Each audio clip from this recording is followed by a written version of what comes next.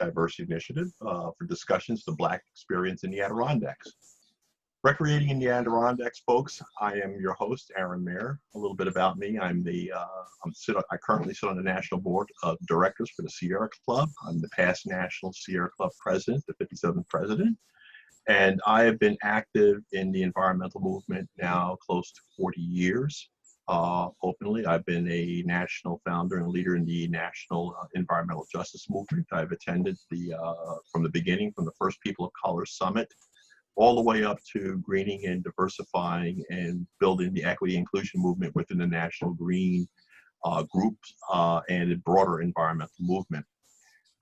As we can see, just recently with events in Central Park, or even my experiences in the Adirondack, as well as many of you, with regards to some of the challenges that we face as people of color now are moving into spaces that are our right as Americans to enjoy, but because of our race, class, and caste, or our broader interaction with America and America's oppressive culture, folks are seeking to impose racist scripts upon people of color as they enter, and therefore presenting new and old challenges. I mean, new in the sense that people are now, because the media is paying attention in the wake, with regards to the Black Lives Matter movement and George Floyd, but also with regards to the events that occurred down in Central Park, where a birder who was asking a person to leash their pet was threatened with the police being called upon them, knowing that the police being called upon any person of color may result in serious or physical harm. So in short, as we become more aware of the challenges that we're facing, now is the time for us to have some deeper discussions and share experiences. And so today we have 4 panelists. The first of these panelists is Michael DeJesus. Mike's lifelong work began creating opportunities for disadvantaged communities in education. He enjoys a myriad of outdoor activities, particularly biking, clay shooting, hiking, camping. He recently just started running last year, and he's become a certified in boating last month. He is married to Lisa King DeJesus of the New York State Department of Environmental Conservation. So I guess he is our DEC contact or lead to contact. Also, we have this evening is Chris Fay. He's a professor at the University du Quebec, Montreal, in Canada. Since 2015, he is counselor to the Montreal Stay Active Initiative, which is part of the Internations, which is a group of people and professionals who are coming from different communities and living in Montreal, leading people to discover the Northeast regions through the outdoors. He enjoys hiking, biking, and kayaking. Also with us this evening is Fernando, who has a deep affinity for being active in the outdoors. He's an avid hiker and a proud Adirondack 46er.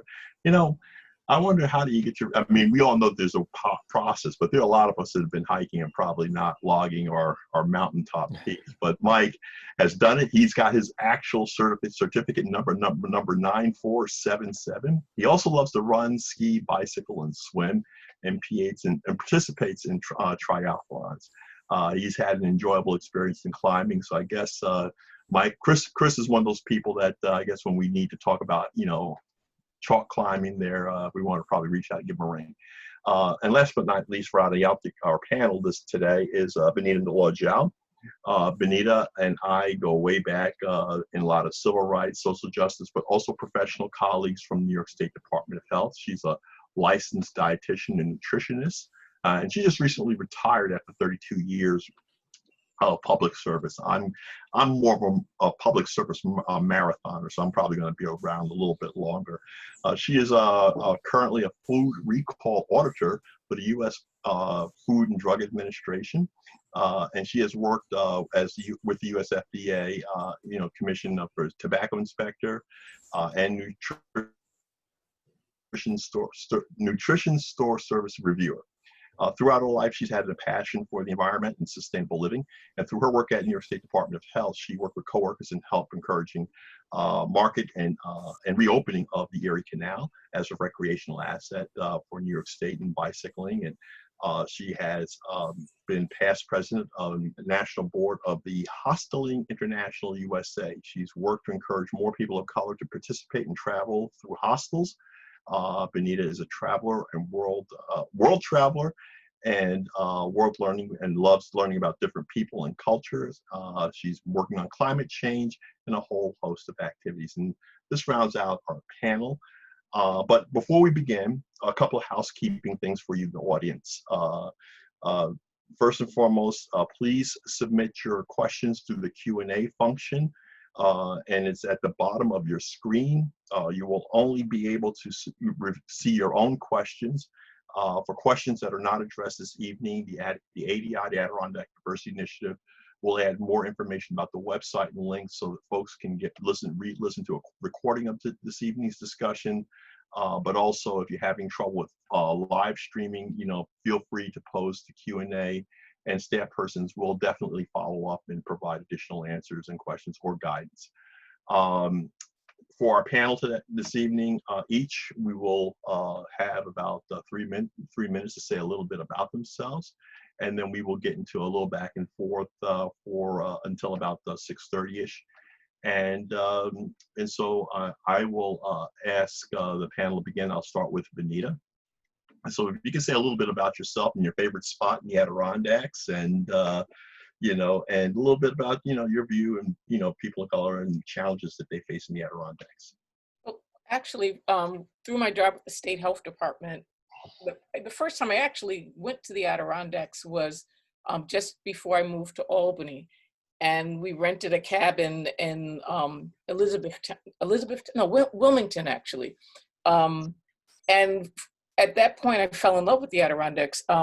I learned about Anne Law-Diao, and she's a Cornelian and I'm a Cornelian, and she talked about how she built her cabin and up in the Adirondack. So I always thought, what a neat thing to do. And it never occurred to me, I guess my passion for the outdoors, I never had in my mind that I ever had to worry about me being Black in the Adirondacks when I started thinking about spending time there.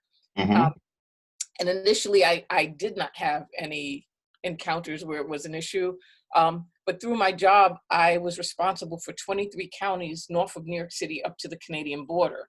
And so Essex, Franklin, Clinton, all those counties that encompass the Adirondacks were my counties.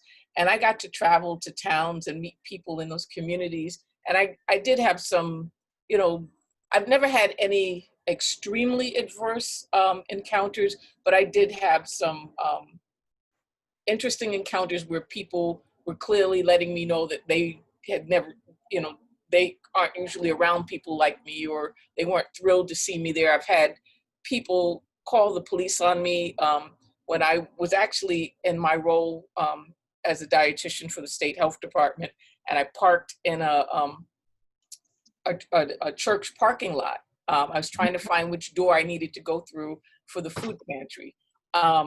And the people in the neighborhood saw me in the parking lot and called the police on me. I've had a priest in the Adirondacks. I was parked in front of a church, and I had a meeting with one of the women, I believe she was a nun. I had a meeting at 10 o'clock with her, and I got there early, and I'm sitting in my car going through my materials until she arrived, and a priest came out and asked me what was I doing in the neighborhood. And I thought, I have every right to be in the neighborhood, and I'm sitting in my car, and and he just kept interrogating me. And when I told him I was here to see Sister Mary, he said, oh, Sister Mary isn't going to be here today. And I said, no, I have an appointment with her. And he started to argue with me about whether she was going to be there or not. And then she pulled up. But he clearly didn't think I needed to be in the neighborhood. And I really felt like it was because of my color. I love the Adirondacks. I spent time rock climbing and kayaking. That's my favorite thing to do, is kayaking. And because I grew up in New York City, and my family would send me to rural areas, I really understood that a lot of our people are afraid to go into these spaces. That's why I got involved in Hosteling International, because I'd go and stay in hostels and I'd see very few of us.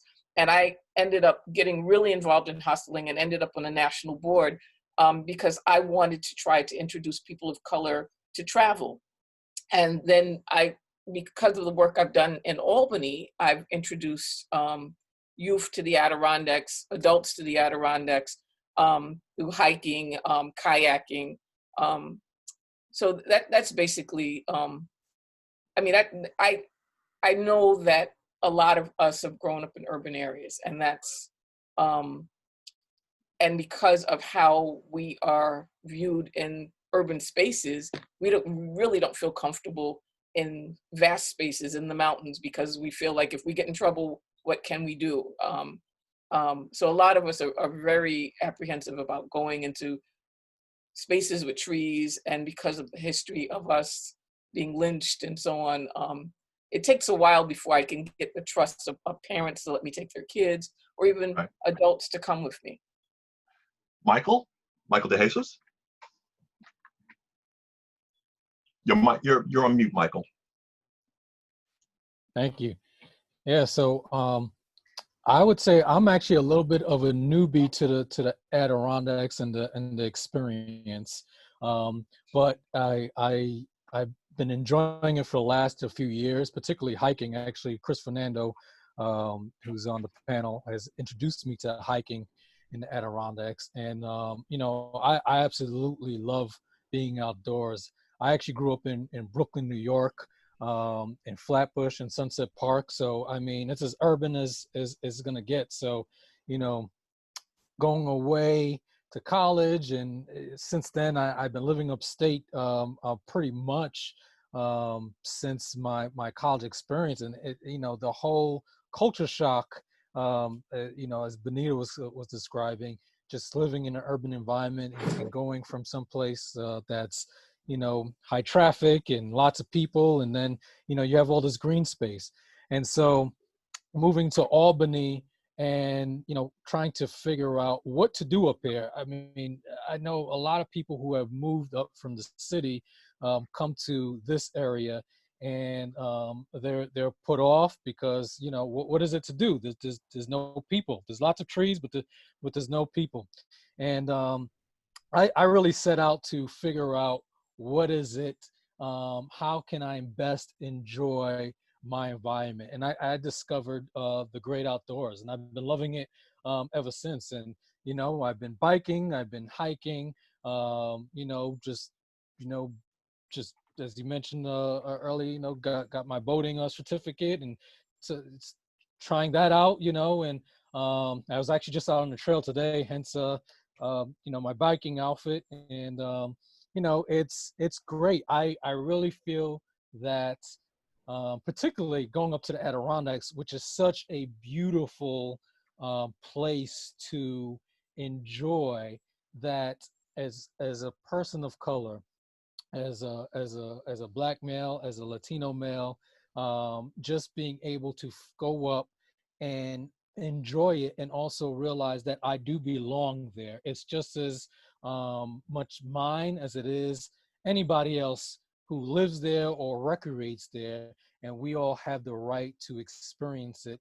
And you know, I encourage others to take a look, and you know, start out small, maybe not a mountain, but a walking trail, and just experience the great outdoors. It's certainly a beautiful place. Thank you. Really appreciate that, Michael. Chris Fernando, your turn at bat. You're on mute, Chris. All right, so I'm super excited. Thank you, Aaron. I'm super excited to be here with you all this evening. I can, to kind of dovetail on what Mike just said. I feel like the Adirondacks belong to me, and I didn't always feel that way. So if I can just kind of knit a few things together, I feel like the Adirondacks and the wilderness there have changed my life for the better. I call it my therapy, and I think those mountains belong to me as much as anyone else. You know, Aaron said in my little bio sketch, I'm a proud 46er. I'm a proud winter 46er, and I can tell you that I never would have gone up to the mountains were it not for some other folks of color who offered me the opportunity and allowed me to feel comfortable, because I didn't know what I was doing. But you have to find folks that will accept you for who you are and teach you. And I picked it up. I loved it. And you know, just thinking of something Benita said, and I had a chance to chat with Mike as well.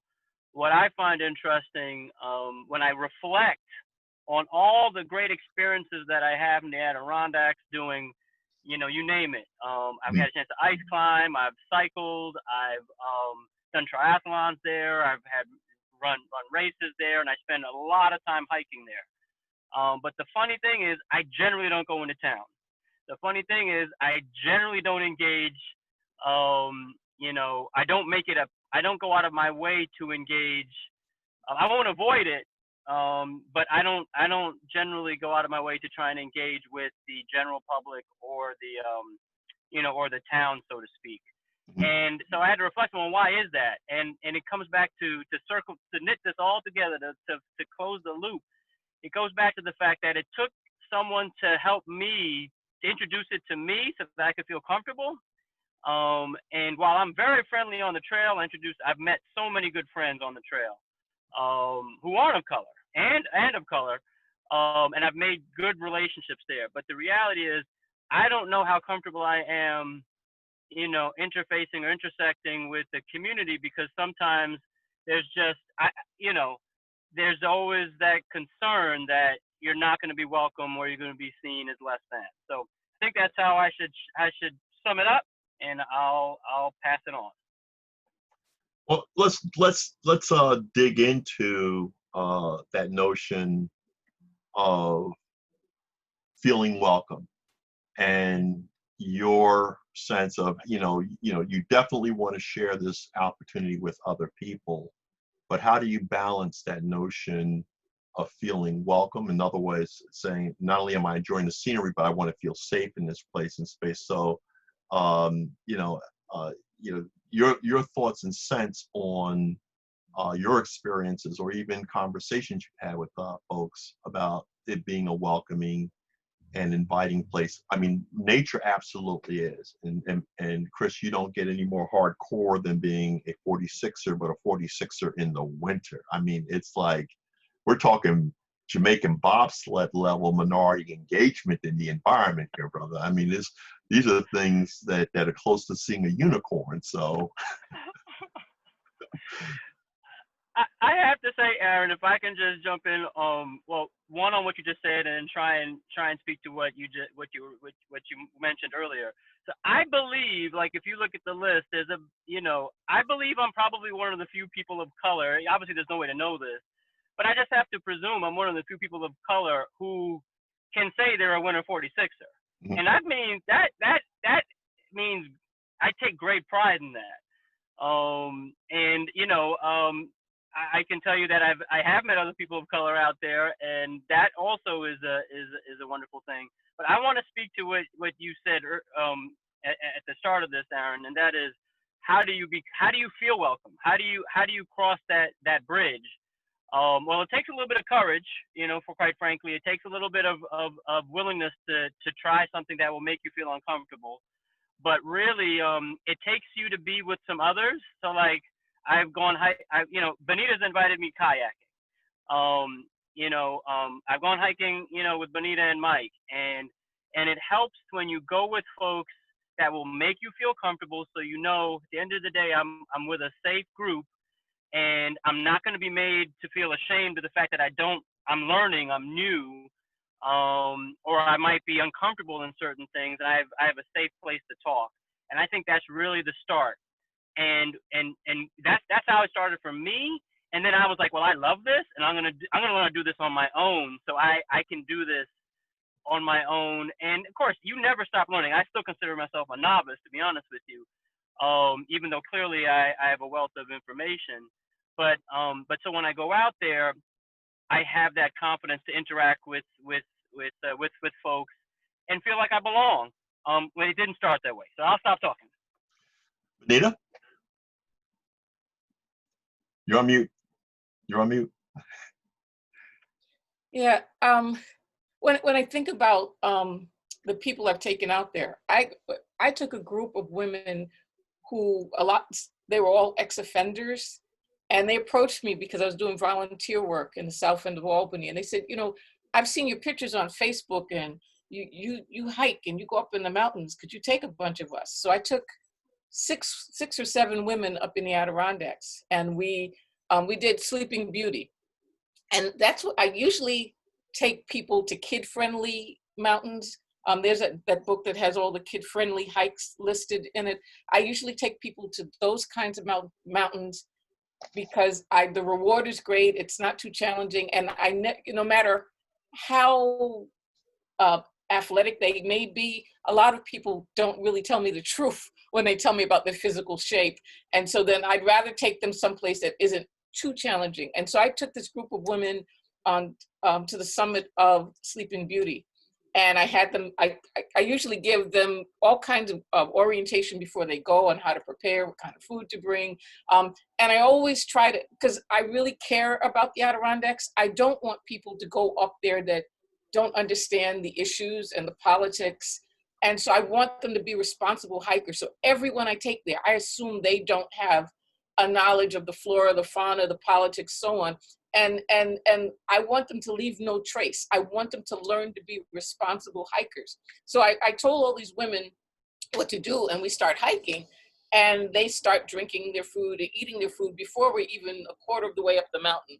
And then when we stop to take a break, this one woman whips out a cigarette. I'm like, oh no, let me, do you understand that, this is an issue here, you smoking in this environment. And then we run into some rangers as we're going up the mountain, and they're thrilled to see these rangers, and they start asking the rangers all these different questions. But after we're halfway up the mountain, they start to ask people coming down, how close are we to the summit? And everyone, and you know how that goes. Everyone who's coming off the summit says, oh, you're almost there, you're almost there. But they don't seem to be tired. They're just wondering, well, how much further do we go? When we get to the summit, these women cried. They got to the summit of Sleeping Beauty. They had never done anything like this. They had this sense of achievement. It was so beautiful. It was a clear day. They could see in every direction, and they actually cried. And I cried because I thought, this is why I do this. It means so much to them. And the fact that I know that it'll make a difference for them. When we came off the mountain, they asked if we could do it again. And then people I didn't even know in the South End started asking me, when I go up in the mountain, can I take them with me? And that meant so much to me because I know how healing this is. I know that a lot of us are afraid to do this. When Brother Yusuf was living, he used to set up tents and show people how to set up tents and fly fish. There was a park across the street from his house. And I remember one day this father came into the park, this little pocket park that's in Arbor Hill. And the guy said, you know what? I have a son and I've never been fishing before. I don't even know what to do. And so I know that this is important. It hurts me to know that we've disconnected so much from the land because for me, it's a cleansing.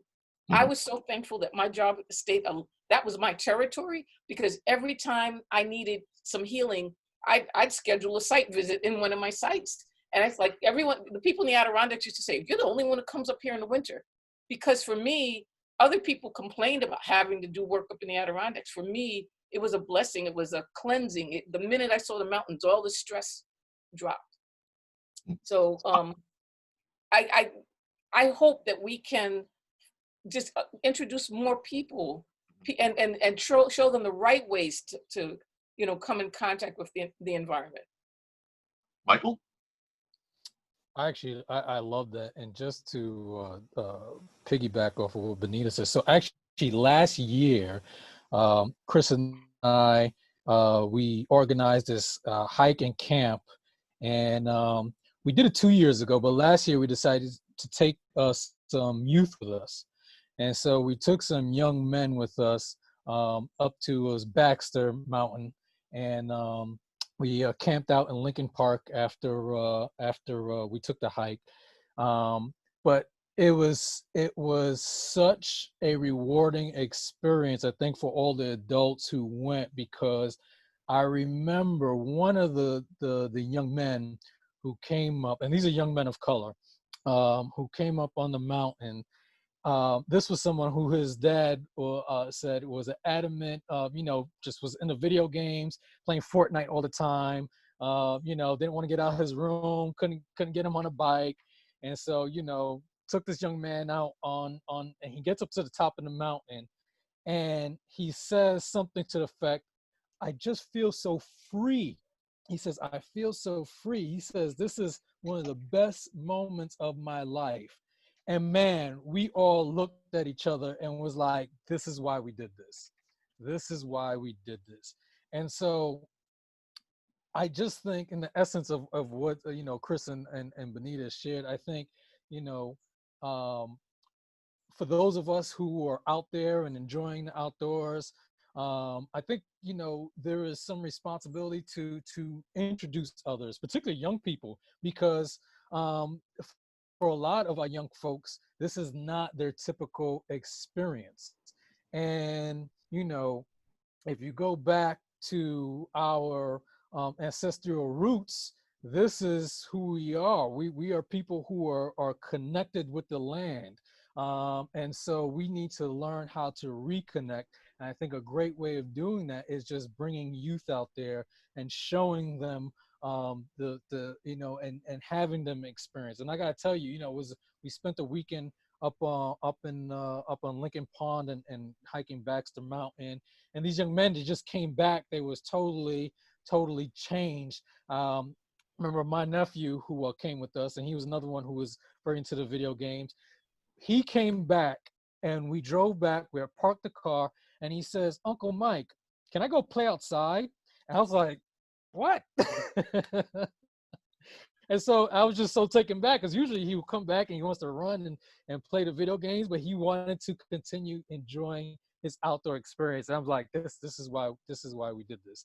And so, yeah, I think we just we owe it to our community just to kind of mentor others who want to do this, and so create safe spaces for people of color to enjoy the outdoors. Michael, I think that's a very fine point, because a lot of folks feel that people of color enjoying the outdoors is a new thing. And I'm glad that you mentioned, this is what our ancestors done. Let me help try to translate what that means. Many African Americans are 1 or 2 generations from actually having free access to the outdoors. My ancestors, my grandparents, my mom, they were out in the Blue Ridge Mountains in South Carolina. Our family property since the end of slavery is still there. Since I was a child, we would go down to what we call the family homeland during the height of real segregation in the South. In fact, Benita and I are probably the last bit of the tail end of the generation that lived through segregation. And not too many people understand what that means. In fact, my mom was part of that forced Great Migration while the family still owned the land, but because of racism and terrorism and threats of violence and the loss of family members in South Carolina, my mom and them fled to the Northeast. In fact, my grandfather, John Paul McKenzie, poured the footings for the old First Tappan Zee Bridge, and were part of the crews that blasted the rock face at Storm King Mountain. So blacks came from the South and actually had access to wilderness and outdoors like mine. And so it's not until the urban generation that a generation was disconnected from the land. And so I'm glad that you had mentioned really us connecting now is like a reintroduction back to what our ancestors had to endure, since they actually built, it was their hand in the blood that built this nation. Those are Revolutionary War ancestry. If they can trace it back to the old black continental regulars, they were like Crispus Attucks, they were the first to fall for the country. But these outings mean a lot. They are centering, and it is very powerful that you're raising these points. But we still have that old struggle that terrorized our ancestors at the South into right now. In fact, just a few weeks ago, a cop from Cohoes was discharging his weapon, and the story he gave was that African Americans were invading his property, and like the Central Park jogger, he related that to law enforcement. So any black who could have been hiking at that particular point in the vicinity, their lives were at risk. How do we try to get folks to understand or work with and have folks that we shouldn't have to be getting the plea, but get that word out that, listen, not only this is something that's connected to us ancestrally and that we've been a part of, and even as we're trying to reconnect, the old terrorism that chased us out of the South to the North is still there, and this is real live threats and risk. Benita. It's interesting that this incident happened. I was 4th of July weekend. I was in Tupper Lake. What my friend's daughter, she's 13. She did really well in school, and so she and her dad said, "Hey, can we go up in the Adirondacks?" So we went up there, and everywhere we went that weekend, because of what's going on in the news, she was really cognizant of, this isn't a space that I should feel comfortable in. And I remember sitting in a restaurant, and she said, "The white people are looking at me," that all the white people, and it really bothered me that this young lady did not feel comfortable anywhere we went in the Adirondacks unless we were by ourselves. If we were anywhere in the company, and it's because of what's going on right now. And, you know, her dad and I tried to talk to her to try to reassure her. But I mean, I'm concerned about this generation and what they're seeing and how they're in the news. And as much as you and I, Aaron, have been working to get our folks into green spaces, and I mean, I feel like this is such a setback for us. I mean, we've been, working with folks in the Adirondacks for years. And I mean, the people I know are sincere and really want to see us in those spaces. And yet this young lady, we were up there just 4th of July weekend. And I'm thinking, and she's a well-educated, well-rounded kid who's had great experiences in her life, but she did not feel comfortable there. And I'm struggling to figure out how can I make it right, because the news is undermining, the news and the day-to-day things that are happening to our people is undermining our ability to say, you can be in a space. For me, I have an arrogance about me. My family, they'll ask me, well, why would you go to New Hampshire? Why would you go to Maine? Why would you go to Vermont?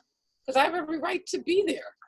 And it doesn't even occur to me that I shouldn't be there. I go there by myself. I go there with friends, and it doesn't faze me. And I'm usually the only one. I'll even take classes in, at the Adirondack school or anywhere else. I'll take a bird watching class, be the only black in the class, a nature journaling class. I'm the only black there. And people will look at me like, why are you here? Because I have every right to be here. So I don't know what we can do to turn it around other than for us to physically, take people with us, because the news is really undermining our ability to, and not just the news, but what's really happening to us is really undermining our ability to make people feel safe. Following on that, Chris, if you take it, because you're the 46er brother, you're the hardcore, and you hit the nail, especially, and we'll go to Mike, because again, he's like a mentor pulling kids in, like Brother Yusuf did. Diversity is not enough, because that, mere diversity for the sake of diversity, get blacks out, that's just tokenism. But equity and inclusion is the investment aspect of it. And how do we speak to green groups, organizations, or even state DEC to tell them to put some of that Bond Act money in, in groups to get the youth to the outdoors? I mean, just heart healthy. Our communities are afflicted by diabetes, and I mean, like I said, and you're part of just not only Afro-Latino, but you're part of the Latinx generation.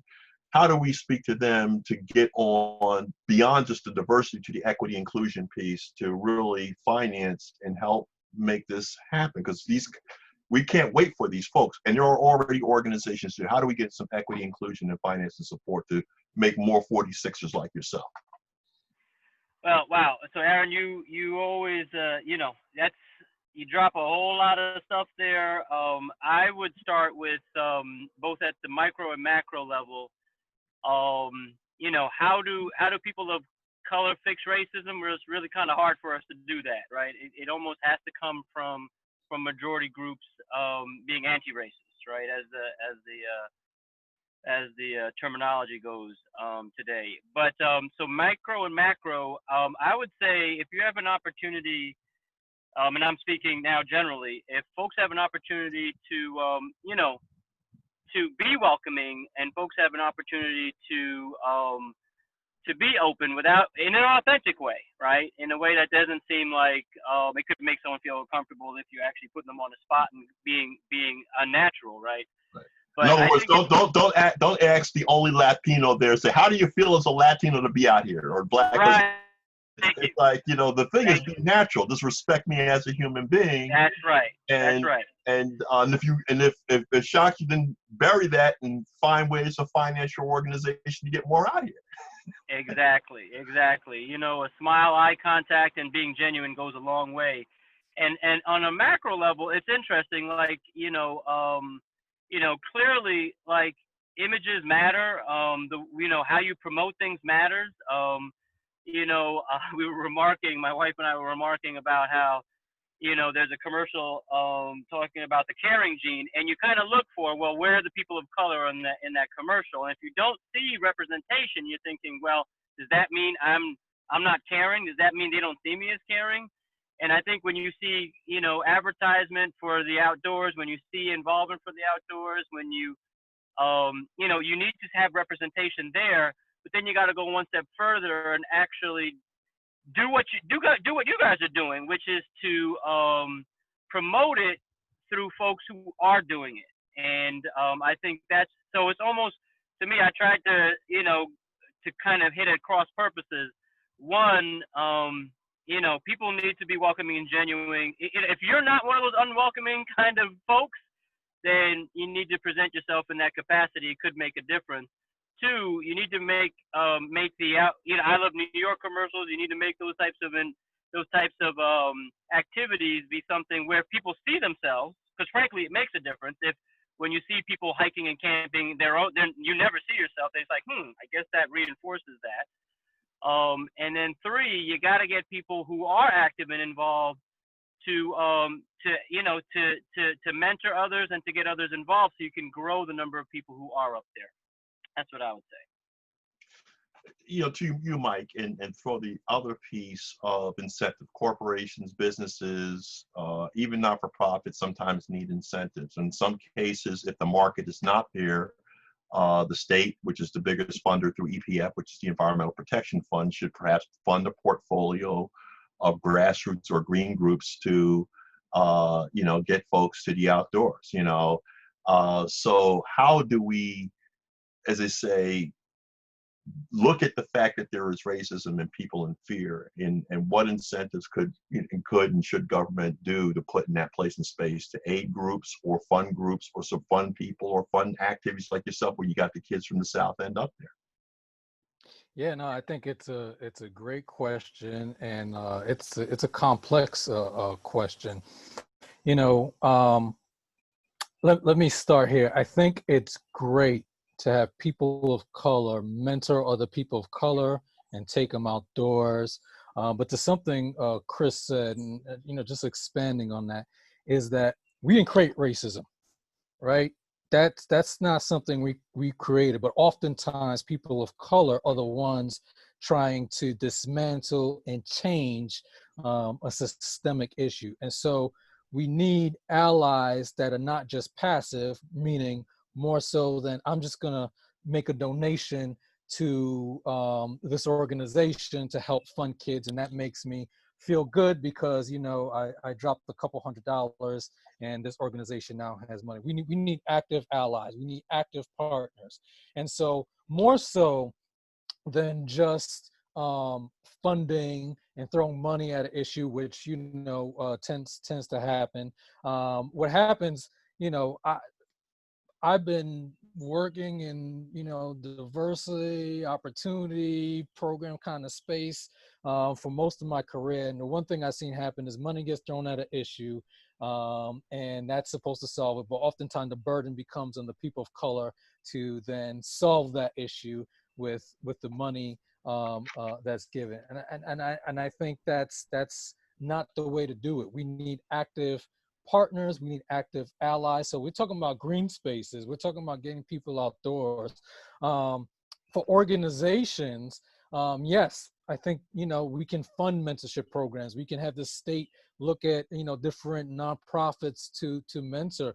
But how about let's get some of these folks who are in these entities to also take the initiative to be mentors? Because, for example, I love clay shooting, right? That's one of my favorite activities to do. But it was so difficult to find to get into that activity because one, there's a stigma with Black men in firearms. So just even, you know, thinking about, do I carry a firearm? How do I carry a firearm? What's the safe way? If I get stopped by a police officer and I got a firearm in my vehicle, and we've seen all the things that happen in the news with this. And so if I want to get into hunting, trying to find a mentor who hunts. And so in my circle, I was often the first to try to do these things, which is why I'm passionate about showing others.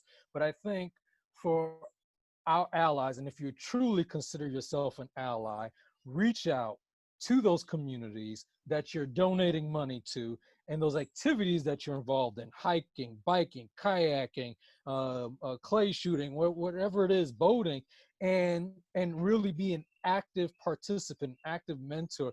Do what Benita did, and take a group of women out on the mountain. Do what I did and look to mentor some young folks.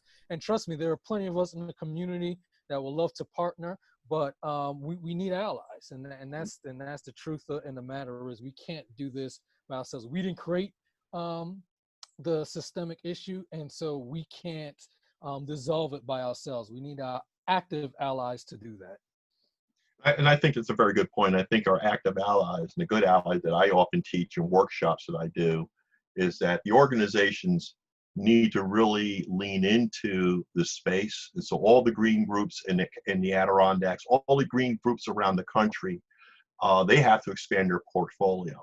And we're not talking affirmative action. They need to make it real. Equity inclusion is, you got to put this on your board. If you're in the state of New York and you're in the recreation space, your board and your activities and your programming and your staff has to look like New York State.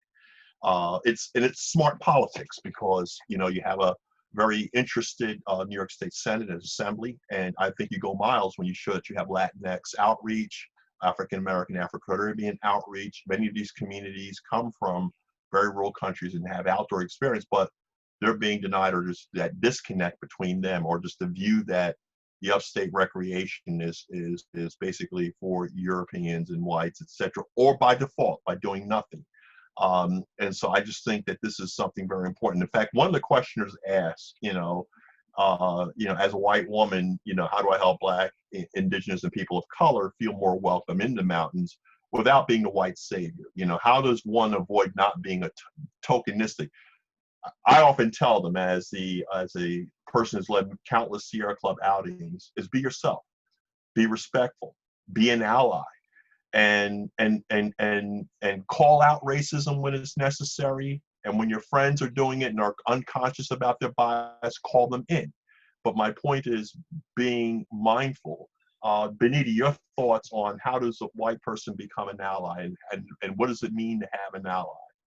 Yeah, it's interesting. Some of the things that Mike was saying made me think of an incident where a friend of mine lives in Schoharie County, and they were driving in Schoharie County, and they saw signs of the Confederate flag.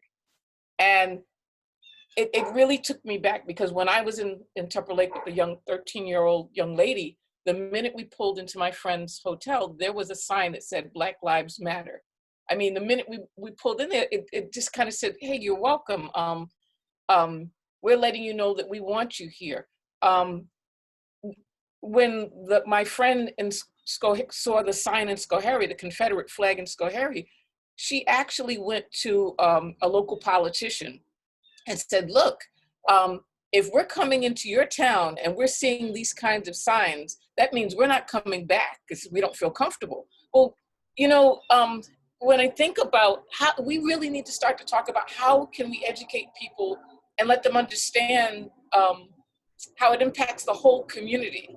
I mean, if, you know, when you look at in the Adirondacks, how, I don't know, I'm thinking about how those kinds of things where you're chasing people away, where you're making people not feel welcome, that's impacting everybody economically,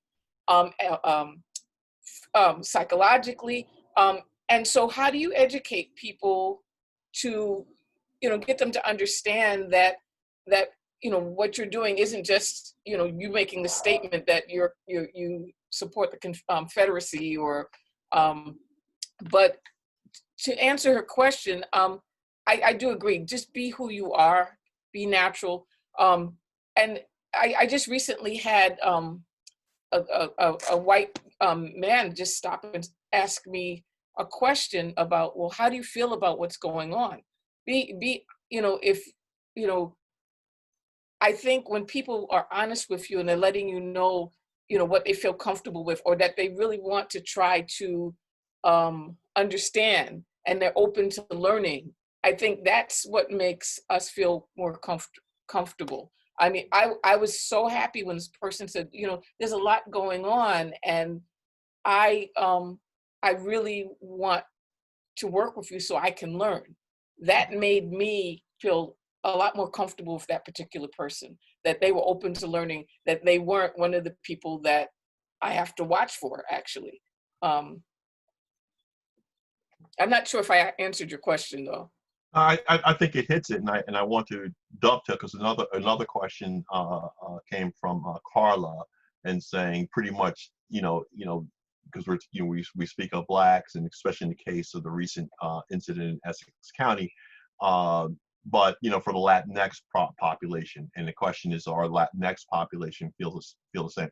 I always tell people when we get into that black or Latino thing, I tell them, well, you know that a Latino is nothing more than an African descendant, a descendant of the diaspora of Africa that happened to be in a Spanish colony. And so the only difference between an African American, an African Caribbean, or Afro-Latino is the island or place or geography you land on, but you come from that same slave ancestry.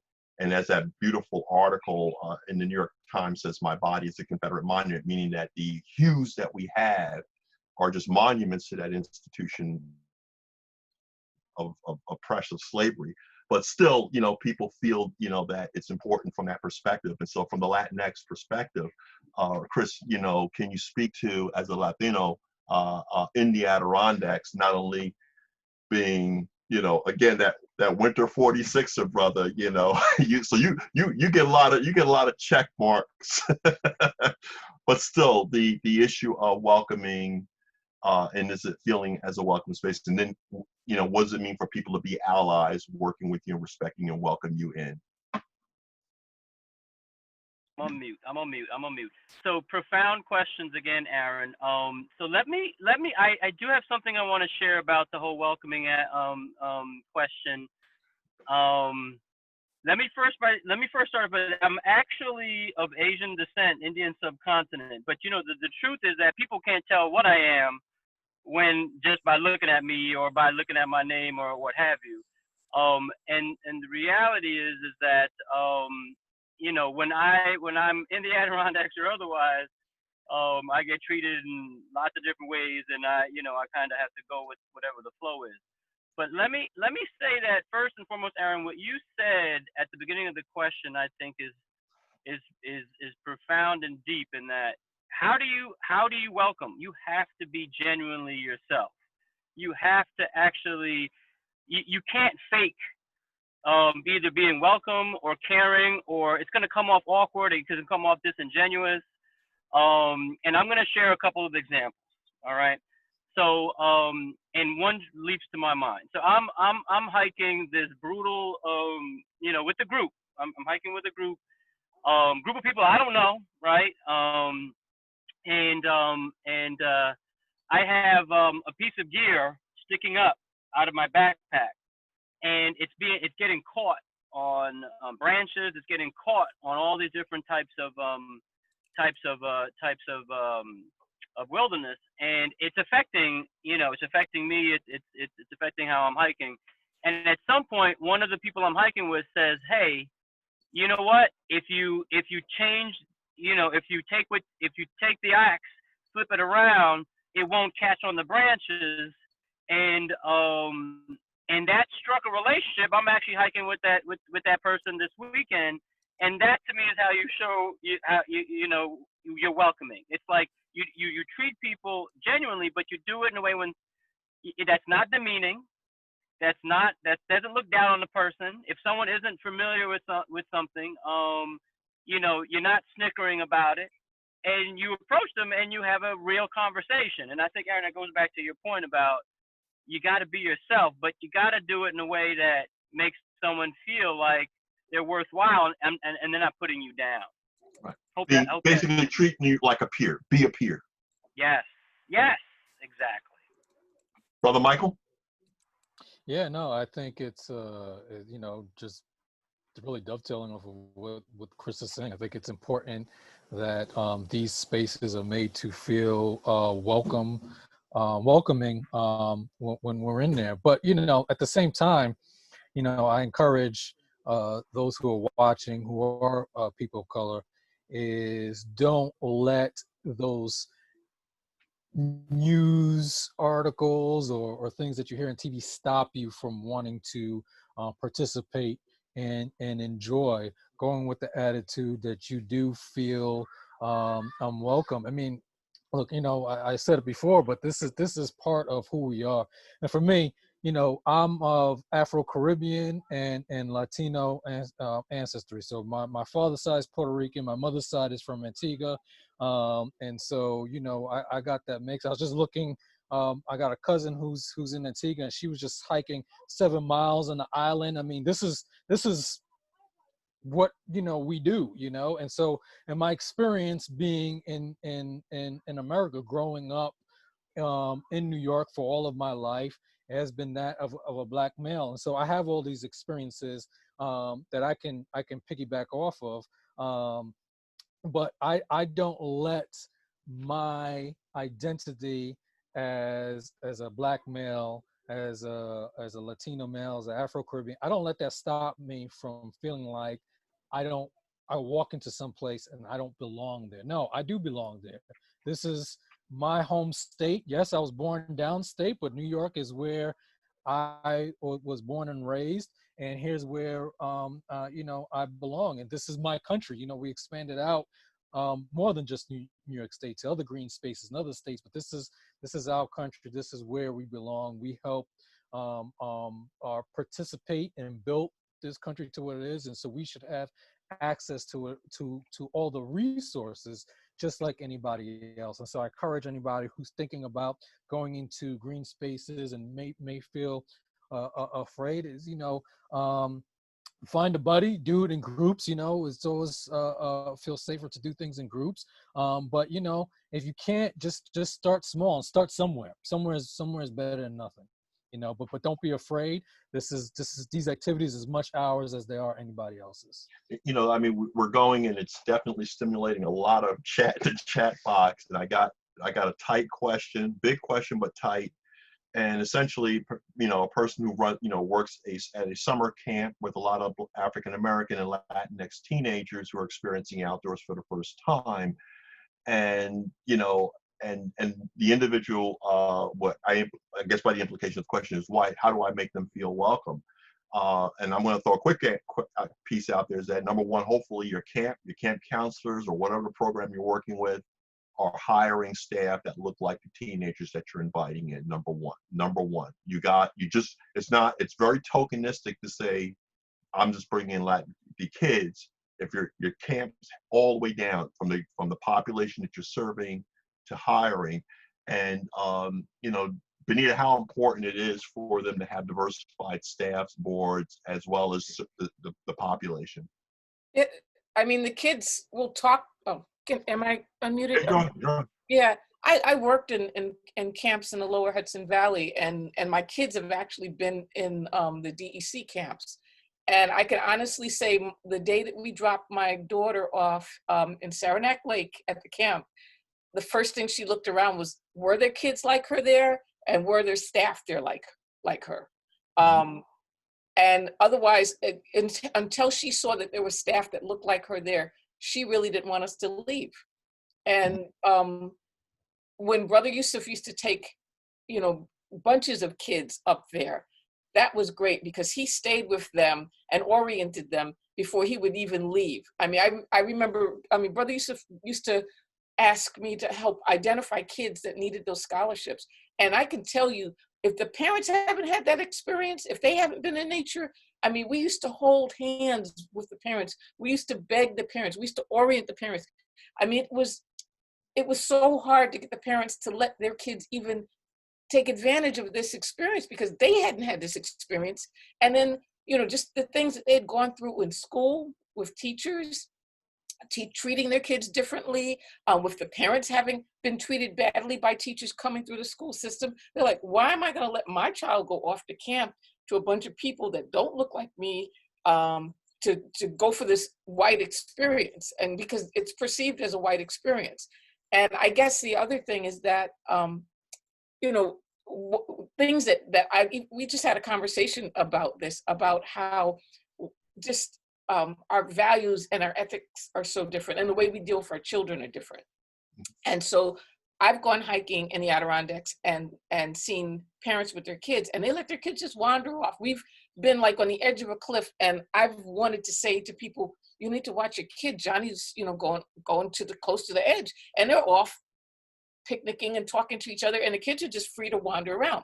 We don't do that with our kids, and especially if we were to take them hiking and such. And so then parents see how, you know, and I don't mean to sound, I don't know what I mean to sound, but I know that, you know, they're a lot freer with their kids. They'll let their kids go off, you know, during the, you know, hiking and biking and things like that by themselves at early age than we would.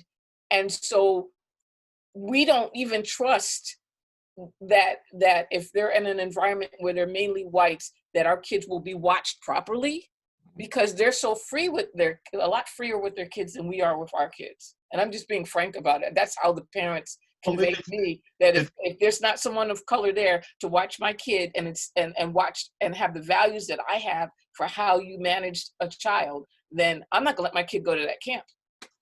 And that's important, because I think that, you know, perhaps there'll be a future discussion with ADI on just even the cultural aspects of how, you know, very protective of children. This is why when we see the violence against them by the police, why there is a deep outpouring of mothers in Black Lives Matter.